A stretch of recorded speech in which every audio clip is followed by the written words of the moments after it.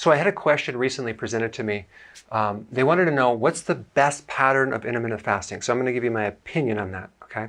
So there's a lot of different patterns you can follow. You can do it daily, and within that daily pattern, you can have like an 8-hour window of eating and a 16-hour fast, a 6-hour window of eating and a 18-hour fast, and then a 4-hour window of eating. Let's say you ate at 1 and then at 4, and then you had 20 hours of fasting. Okay.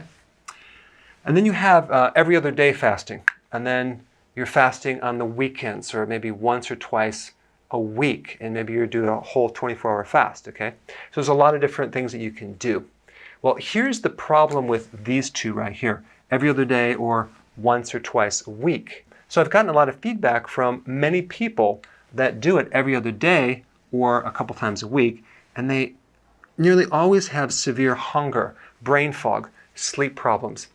And that is because they haven't given their body a chance to adapt. So I'm going to recommend you stay consistent, because why wouldn't you want to do some form of fasting on a regular basis? Okay, I'm talking about every day. So let's talk about what specific pattern that you would want to do on a daily basis. So there's a lot of benefits to fasting, but the goal would be to help heal insulin resistance, to help lower insulin, to help our bodies reset. So what I would do is I would base this pattern based on your body, your physiology.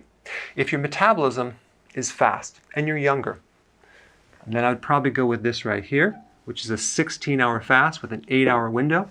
But the older you are, the slower the metabolism, the longer you want to fast, okay? So you want to gradually work up to fasting for 20 hours and having a 4-hour window, and eventually going to 1 meal a day, which is OMAD. That would be the best thing that a person could do, especially when they're in their 50s or older.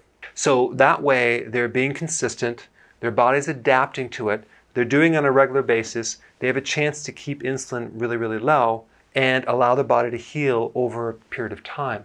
But I really think it's important to do this gradually. So I would recommend maybe starting out here and then slowly graduating to here, and just see how you feel. Also look at the benefits that are occurring if you're plateauing, if you're getting less benefits, and then push it up a notch and start fasting longer and longer and longer.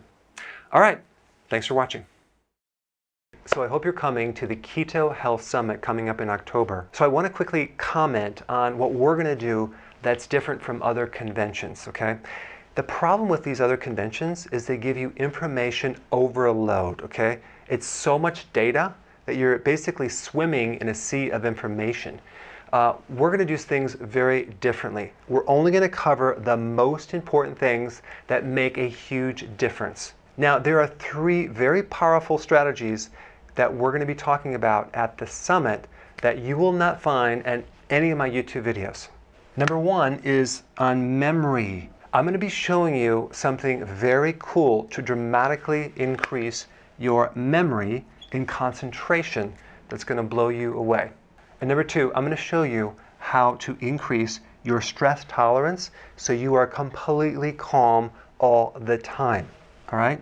And number 3, and most importantly, if you have a slow metabolism, if you've dieted for a long time, and everything is kind of just really slow, I'm going to show you how to get complete control over your metabolism so you can literally turn up the dial as high as you want and control as much weight as you want to lose. And these 3 things are just a tiny bit of what you're going to learn in the summit. So click the link below, get signed up, and I will see you in October.